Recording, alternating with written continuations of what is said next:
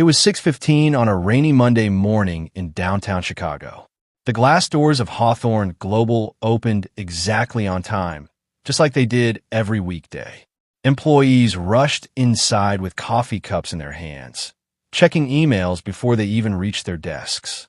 At the same time, a woman wearing a gray cleaning uniform quietly pushed her supply cart across the marble floor. Most people walked past her without even looking. Some didn't even notice she existed. Her name was Emily Carter. She was 28 years old, always polite, always on time, and always the first person to arrive in the building. Every morning she cleaned conference rooms, executive offices, and empty hallways before the workday officially began. Nobody asked about her life. Nobody cared where she came from. To everyone in the company, she was simply the cleaning lady. On the top floor, another day was beginning. Daniel Hawthorne, the 34-year-old CEO of Hawthorne Global, stood beside the floor-to-ceiling windows overlooking Chicago's skyline. His company was worth billions. Business magazines called him one of America's youngest and smartest CEOs. Investors admired him. Employees respected him. But almost nobody actually knew him. Success had made him wealthy. It hadn't made him happy. His calendar was packed from sunrise until late at night. Board meetings, investor calls, business dinners, endless decisions. His life looked perfect from the outside. Inside, it felt strangely empty. That same morning, Daniel walked into the executive conference room earlier than usual. He stopped. The room was spotless. Every chair was perfectly aligned. The windows sparkled despite the heavy rain outside. On the table sat a single white flower inside a tiny glass vase. He frowned. His assistant never decorated meeting rooms. Curious, he stepped back into the hallway. Emily was carefully wiping fingerprints from the glass wall. "You put the flower in there?" Daniel asked. Emily looked surprised. "Oh, yes, sir. I hope that's okay. I noticed people spend hours in that room. I thought maybe something simple could make it feel less cold." Daniel looked at her for a second. Nobody had ever described that room that way. She wasn't wrong. "It looks nice," he said. Emily smiled. "Thank you." Then she quietly continued working. It was less than 30 seconds. But somehow, it stayed on Daniel's mind all day. Later that afternoon, another meeting dragged on for nearly 3 hours. Executives argued. Numbers filled giant screens. Everyone sounded confident. No one sounded honest. When the meeting finally ended, Daniel walked back through the empty hallway. Emily was still working. She was kneeling beside a bookshelf, carefully picking up a framed family photo that someone had accidentally knocked over. Instead of placing it back carelessly, she cleaned the frame with a soft cloth before setting it exactly where it belonged. She treated someone else's memories with the same care she gave everything else. Daniel watched silently. Most people cleaned because it was their job. Emily cleaned as if every small detail mattered. For the first time in a long time, something about her made him curious. Not because of her appearance, not because of her job, because she carried herself with a quiet confidence that didn't need anyone's attention. And Daniel couldn't stop wondering, who is Emily Carter before the gray uniform? The next morning, Daniel arrived even earlier than usual. Not because he had another meeting, because he wanted to see if yesterday had been a coincidence. As he stepped out of the elevator, he noticed soft piano music playing from a small speaker on the cleaning cart. Emily was quietly polishing the reception desk while humming along to the melody. She immediately turned the music off when she saw him. "I'm sorry, Mr. Hawthorne. I hope it wasn't too loud." Daniel shook his head. "It wasn't." After a brief pause, he asked, "What song was that?" Emily looked surprised. "It's Claire de Lune. My father used to play it every Sunday morning." Daniel nodded. "My mother loved classical music." For a moment, neither of them spoke. It was the first real conversation Daniel had enjoyed in weeks. "You play piano?" he asked. Emily smiled softly. "I used to. Not anymore." She shrugged. "Life changes." Before Daniel could ask another question, his assistant hurried over. "Sir, the board members are waiting." Daniel glanced back at Emily before walking away. For the rest of the day, he found himself thinking about that conversation. Most people try to impress him. Emily never did. She answered honestly and moved on. That afternoon, the company cafeteria was unusually crowded. Daniel rarely ate there, but he decided to skip another expensive business lunch. As he looked around, he noticed Emily sitting alone in a corner with a homemade sandwich and a paperback novel. Nobody sat with her. Nobody even acknowledged her. Daniel surprised everyone by walking over. "Is this seat taken?" Emily looked up, clearly caught off guard. No, of course not. The entire cafeteria fell silent. People stopped eating. A CEO sitting with a cleaning lady wasn't something anyone had ever seen. Daniel ignored the stares. "What are you reading?" he asked. Emily turned the book so he could see the cover. "To Kill a Mockingbird." Daniel smiled. "I haven't read that since college." "It's one of my favorites," Emily said. "I think people underestimate how powerful kindness can be." Daniel leaned back. Most people underestimate kindness because they mistake it for weakness. Emily looked at him for a second. Kindness isn't weakness. It's choosing to stay good when life gives you every reason not to. That sentence hit Daniel harder than she realized. Most executives he met talked about profit. Emily talked about character.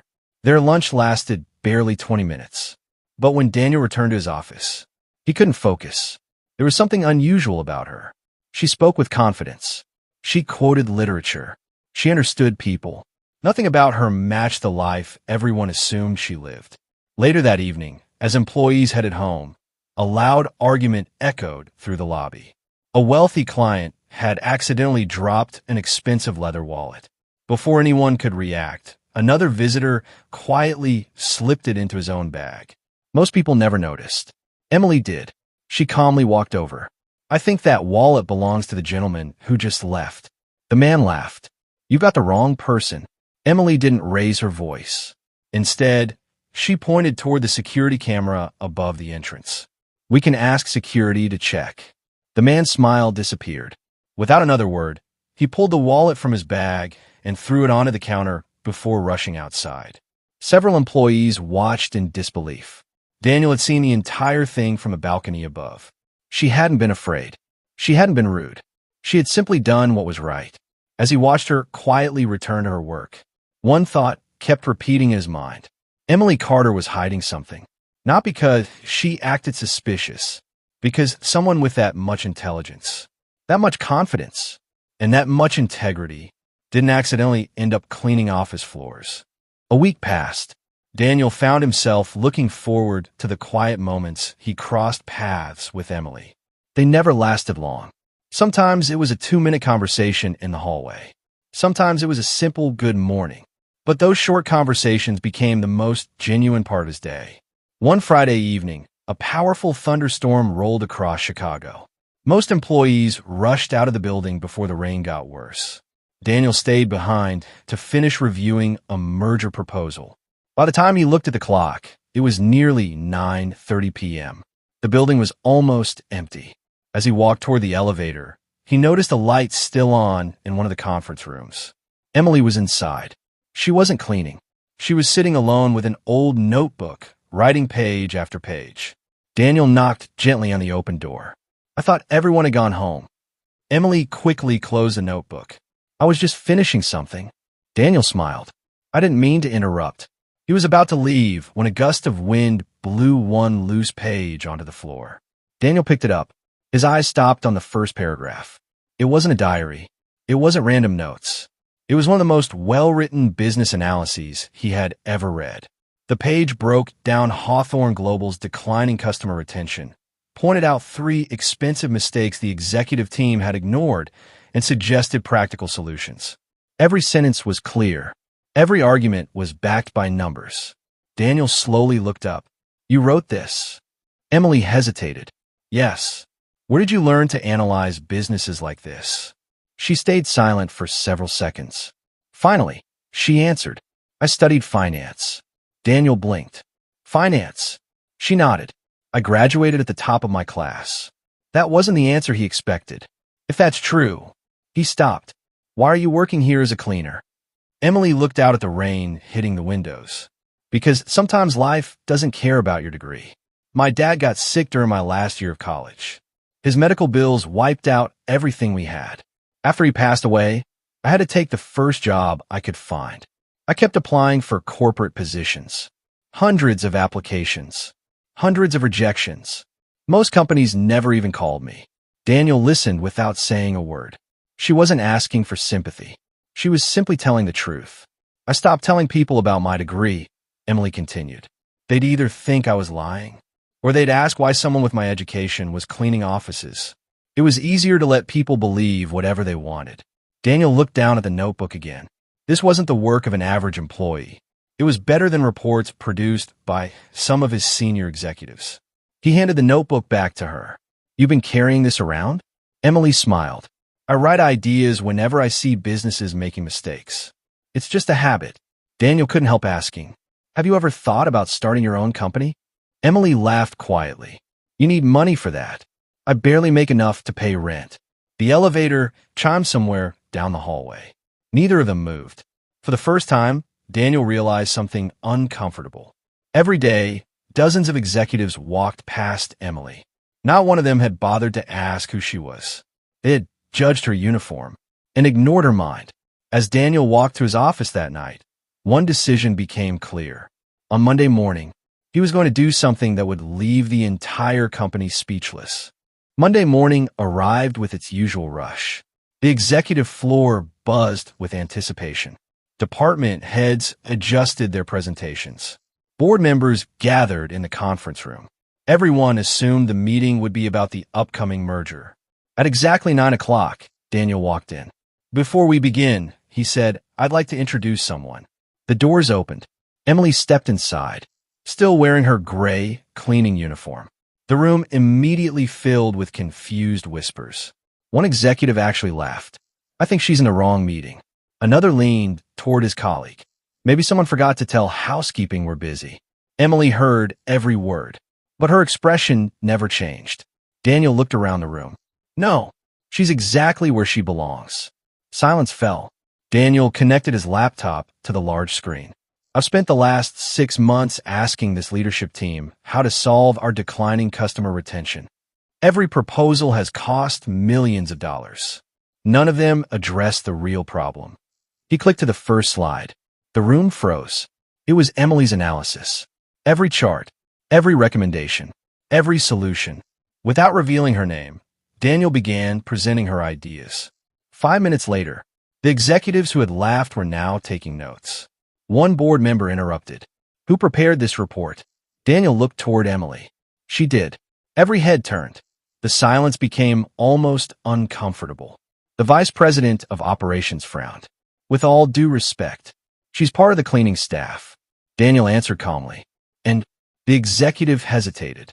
I just mean, Daniel cut him off. I didn't ask about her job. I asked whether her analysis is wrong. Nobody spoke, because nobody could find a single mistake. One by one, the board members began asking Emily questions. She answered each one without looking at notes. She explained market trends, customer psychology, operational costs, brand loyalty. Every answer was thoughtful. Every answer made sense. By the end of the meeting, the same people who had ignored her for months were listening more carefully than they had ever listened to each other. After the meeting ended, the chairman approached Daniel privately. Where did you find her? Daniel smiled. She found us. That afternoon, Daniel invited Emily into his office. He placed a folder on the desk. Inside was an employment contract. Not for housekeeping, not for administration. The title read, Business Strategy Consultant. Emily stared at it. There has to be some mistake. There isn't, Daniel replied. You earned this. She looked down at the contract again. I don't even own a suit. Daniel smiled. I wasn't hiring your wardrobe. I was hiring your mind. For the first time in years. Emily's eyes filled with tears. Not because of the salary. Not because of the title. Because someone had finally seen her for who she really was. As she signed the contract, neither of them noticed a woman standing outside Daniel's office. She had watched everything through the glass wall. Her name was Victoria Lang. She was the company's chief financial officer. And the moment Emily became part of the executive team, Victoria quietly whispered to herself, this girl is going to ruin everything. She wasn't jealous of Emily. She was afraid, because Emily was about to uncover a secret worth millions of dollars. Emily's first week as a business strategy consultant felt nothing like she had imagined. Some employees congratulated her. Others smiled only when she was looking. The moment she walked away, the whispers began. She only got the job because the CEO likes her. There's no way she earned that position. People like her don't just become consultants overnight. Emily heard enough to know what people were saying. She refused to respond. Instead, she let her work speak for itself. Within days, she began reviewing company expenses. At first, everything looked normal. Invoices, vendor contracts, monthly budgets. Then she noticed something strange. Every quarter, Hawthorne Global paid millions of dollars to a consulting firm called Silver Ridge Solutions. The payments were enormous, but there were almost no reports explaining what the company actually did. Emily searched through years of records. Nothing. No measurable results.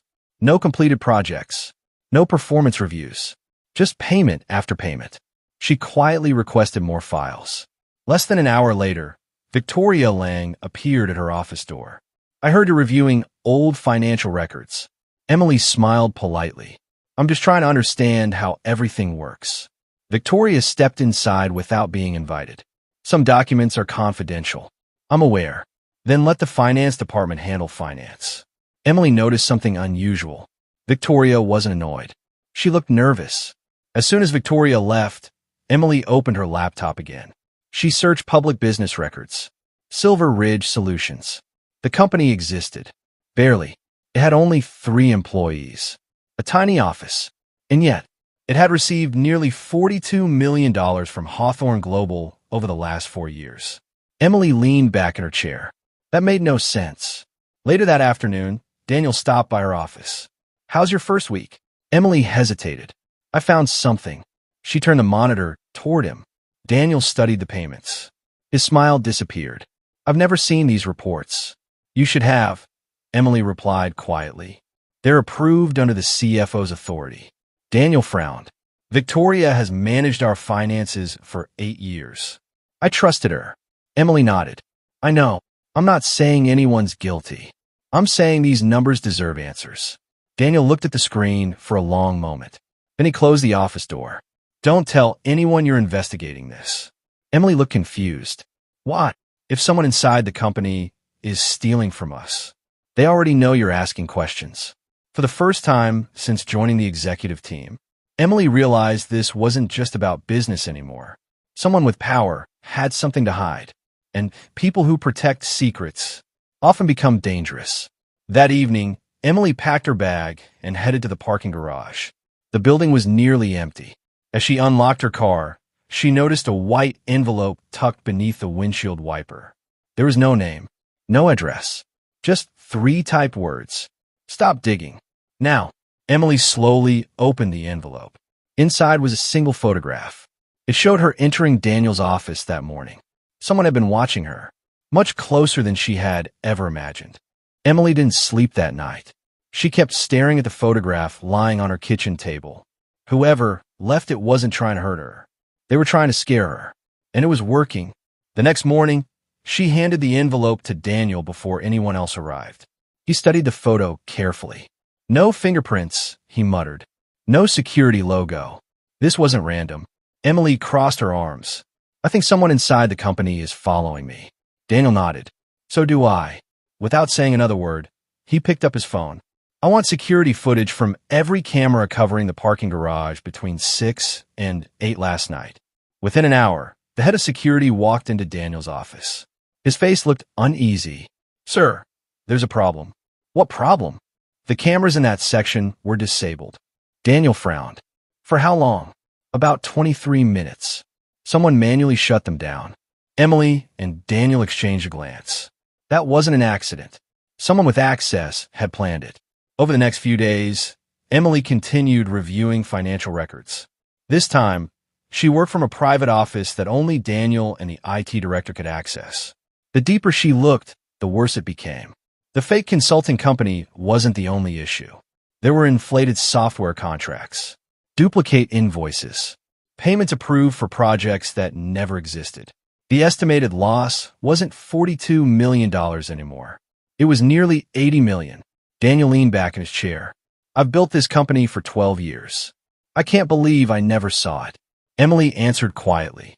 People don't usually steal all at once. They steal a little at a time. Small amounts become normal. Then normal becomes invisible. Daniel looked at her with genuine admiration. You think differently than anyone I've ever hired. Emily smiled. I had to. When you spend years being ignored, you learn to notice what everyone else misses. That evening, Daniel invited Emily to dinner. Not at an expensive five-star restaurant. Not at a private country club. Instead, he took her to a small family-owned diner on the edge of the city. The waitress knew Daniel by name. You haven't been here in years, she said. I finally had a good reason to come back, Daniel replied. Emily laughed. This place is nice. My dad used to bring me somewhere just like this. For the first time, they weren't talking about work. They talked about childhood memories, favorite books, music, family, dreams they had given up on. Daniel realized something surprising. He had spent years surrounded by successful people.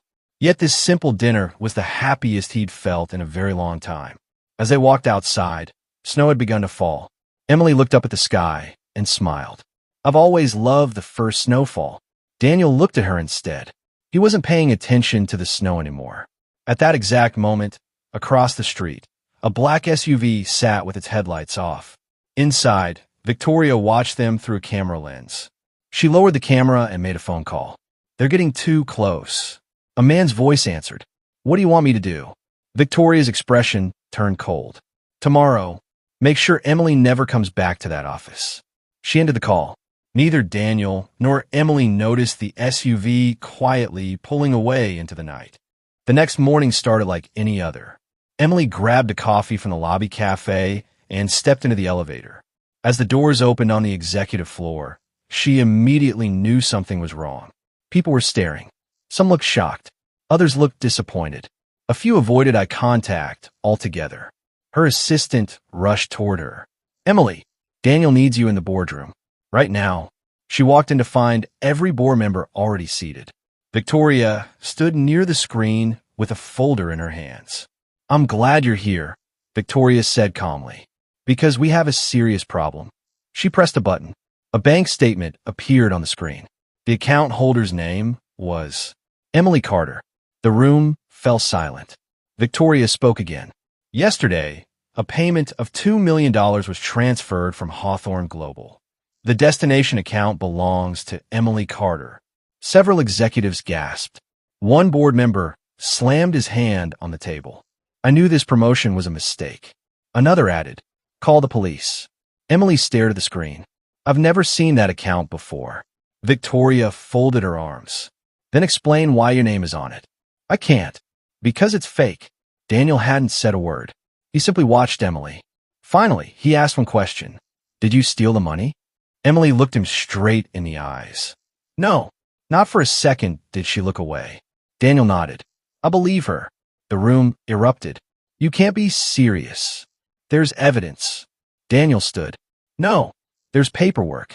Evidence and paperwork are not the same thing. He turned to the company's IT director. Who verified these documents? The IT director swallowed hard. They came from a finance department. Daniel looked at Victoria. Then no one outside your department confirmed them. Victoria kept her composure. Are you accusing me? I'm saying this investigation isn't over. Daniel closed the folder.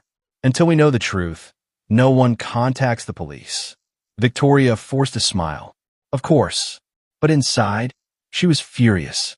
Her plan had failed. Daniel trusted Emily more than the documents. That afternoon, Emily sat alone in her office. For the first time in years, she felt defeated. I should resign, she whispered. Daniel knocked once before entering. I heard that. Emily looked up. I'm becoming a liability. No, they're attacking me because I'm getting close. She sighed.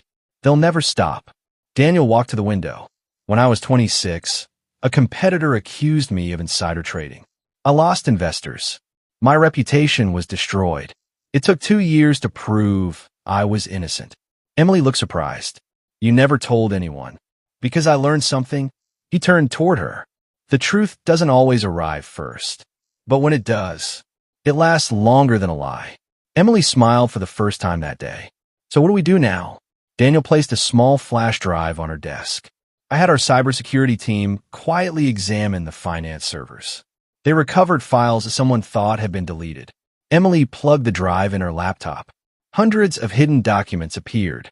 Invoices, emails, digital signatures, wire transfers. Then she opened one email. Her heartbeat stopped. The sender was Victoria Lang, the recipient, the owner of Silver Ridge Solutions. The message contained only one sentence. Move the remaining funds before the audit begins. Emily slowly looked up at Daniel. We've got her. Daniel nodded. Not yet. We've got enough to make her panic. And desperate people make mistakes. At that exact moment, neither of them realized that Victoria was already making one final move.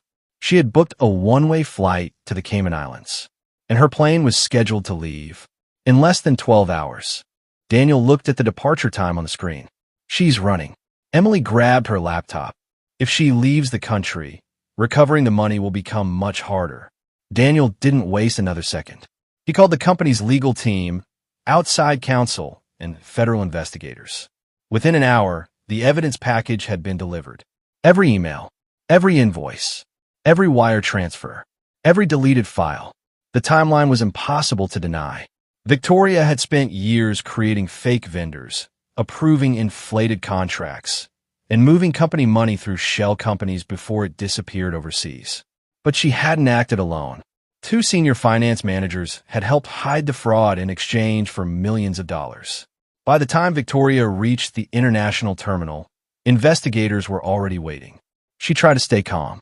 There must be some misunderstanding. One investigator replied, "You can explain everything during the investigation." As they escorted her away, she turned and saw Daniel standing several yards away. For the first time, she realized she had lost. A few weeks later, Hawthorne Global held its largest company meeting in years. Every employee attended. Daniel walked onto the stage. There was a time when many people in this building believed a person's value could be measured by their job title. He paused. I was wrong for allowing that culture to exist. The room became silent. Daniel continued. Someone who cleaned our offices protected this company better than the people who were paid millions to manage it. He looked toward Emily. Please join me. As Emily walked onto the stage, the entire room stood. The applause lasted nearly a full minute. Many of the same employees who had once ignored her were now applauding with genuine respect. Daniel smiled.